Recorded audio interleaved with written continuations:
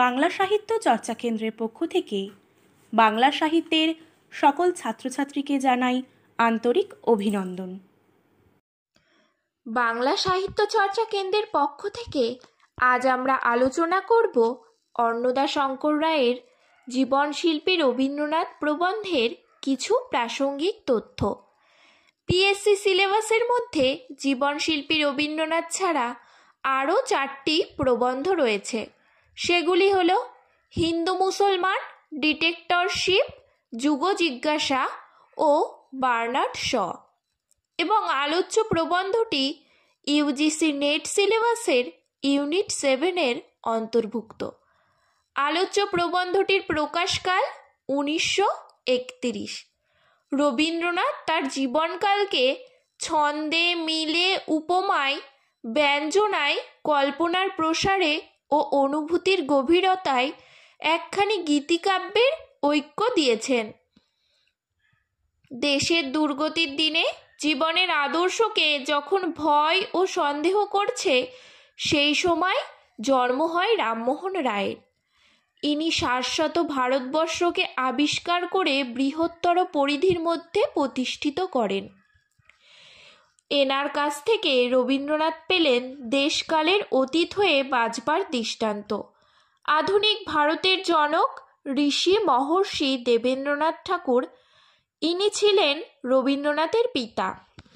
এনার কাছ থেকেই রবীন্দ্রনাথ পেয়েছেন ঋষির দৃষ্টি ও মহত্বের প্রতি আকাঙ্ক্ষা। ঠাকুর পরিবারে প্রাচীন ভারতবর্ষ ও আধুনিক পৃথিবীর সমন্বয় ঘটেছিল। যৌবনে মহর্ষি উপনিষদের পৃষ্ঠা কুড়িয়ে পেয়েছিল। মৃত্যুর কিছু আগে সে জিওলজি পড়েছিল। সেই সময়ে ধর্মে ও কর্মে, ত্যাগে ও ভোগে, কলায় ও বিদ্যায় ঠাকুর পরিবারের শিক্ষা আপনাতেই সম্পূর্ণ ছিল। এই পরিবারের কাছে রবীন্দ্রনাথ পেলেন তার বাল্য ও কৈশোরের শিক্ষা। বিদ্যাকে রবীন্দ্রনাথ রসায়িত করে কাব্যে, নাটকে, উপন্যাসে পরিবেশন করলেও থিসিস লেখেননি। রবীন্দ্রনাথ ডায়েরি রাখেননি। রবীন্দ্রনাথের ছিন্নপত্র থেকে জানা যায় তিনি যেমন সব্যসাচী লেখক, সর্বভুক পাঠক ছিলেন, তেমনই ছিল পর্যবেক্ষণশীলতা ও কল্পনা কুশলতা। রবীন্দ্রনাথের স্কুল পরিত্যাগের ন্যায় বিলাত যাত্রাও ছিল একটি অর্থপূর্ণ ব্যাপার। তখন আমাদের সমাজে সমুদ্রযাত্রা নিষিদ্ধ ও অপ্রচলিত ছিল। বাইরের জগতের সঙ্গে পরিচয় শুধু বিদেশি গ্রন্থপাঠের দ্বারা হওয়ার নয়, পৃথিবীতে এসে পৃথিবীর সঙ্গে পরিচয় হওয়া দরকার। কারণ পৃথিবীতে মানব মাত্রের বন্ধু হতে হবে, প্রতিভু হতে হবে। গার্হস্থ্য আশ্রমে প্রবেশ করার আগে স্বদেশের সঙ্গে বিদেশকে ও নিকটের সঙ্গে দূরকে মিলিয়ে দেখা পূর্ব ও পশ্চিম মহাদেশের বহুকালীন আদর্শ। ফলে মাত্রাজ্ঞান জন্মায়, অহংকার ও মোহ কমে, নিজের ও পরের মাঝখানে সত্যকার সীমারেখা আবিষ্কৃত হয়। রবীন্দ্রনাথ জমিদার হিসেবে বিচক্ষণ ছিলেন। ফলে তার রচনা রুগ্ন আদর্শবাদ ও গলদাশ্রু ভাবালুতা থেকে মুক্ত। অন্যের আত্মসম্মান ও আত্মনির্ভরতা বিড়ম্বিত হলে পরের উপকার করতে চাইলেও করা উচিত নয়। প্রাচীন ভারতবর্ষের গার্হস্থ্যের আদর্শ হচ্ছে সব দেশের, সব কালের পূর্ণবয়স্ক মানুষের আদর্শ।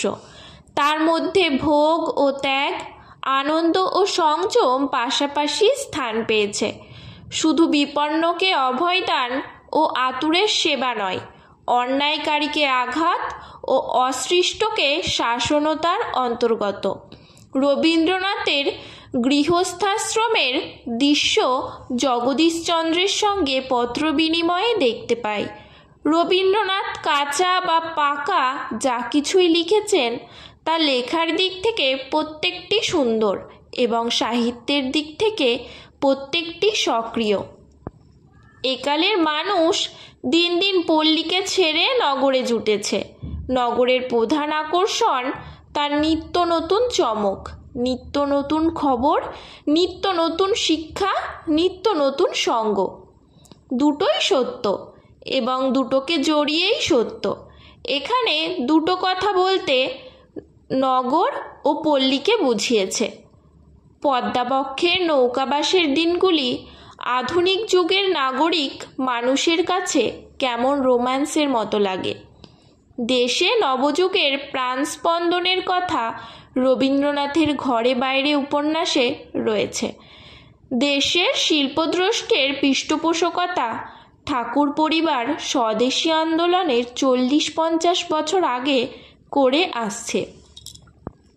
দেশে জন্মেছি বলে দেশ আমার নয়, দেশকে নিজের তনুমন দিয়ে সৃষ্টি করেছি বলে দেশ আমার। পেট্রিয়জমের এই সূত্রটি রবীন্দ্রনাথ ধরিয়ে দিলেন। দেশের প্রাচীন শিক্ষাকে আধুনিককালের উপযুক্ত করে তোলার উদ্দেশ্য রবীন্দ্রনাথ প্রতিষ্ঠা করেন শান্তিনিকেতন ব্রহ্মচার্যাশ্রম। আধুনিককালে আশ্রম শব্দের অর্থ বদলে হয়েছে সাধনাপীঠ, যেমন শ্রী অরবিন্দ আশ্রম। ব্রহ্মচার্যাশ্রমী বালকের দেহ মনকে স্ফূর্তি দেবার জন্য রবীন্দ্রনাথ খেলা, অভিনয়, গান ও উপাসনা এগুলিকে বিদ্যা শিক্ষার মতো প্রয়োজন বলেছেন। প্রিয়জনকে মৃত্যুর করুণ অভিজ্ঞতা তার খেয়া ও গীতাঞ্জলি গ্রন্থে দেখা যায়। যিনি একদিন পিতা ছিলেন তিনি হলেন সখা ও প্রেমিক, যার ফলে গীতিমাল্য ও গীতালি রচিত হলো। রোগশয্যায় তিনি কয়েকটি বাংলা রচনার ইংরেজি তর্জমা করেছিল। সেগুলি তিনি আইরিশ কবি ইয়েটসকে পড়তে দেন। রবীন্দ্রনাথ ছিলেন চিরদিন আপ টু ডেট। জালিয়ানওয়ালাবাগের প্রতিবাদ করেছেন রবীন্দ্রনাথ। রবীন্দ্রনাথ এক প্রকার বেসরকারি লীগ স্থাপন করলেন, অব নেশনস নয়, অব কালচার্স। রবীন্দ্রনাথের বিশ্বভারতী হল সকলের ভারতী। আমাদের গৌরব এই ভারতের মহামানবের সাগর তীরে পুণ্যতীর্থের প্রতিষ্ঠা হলো।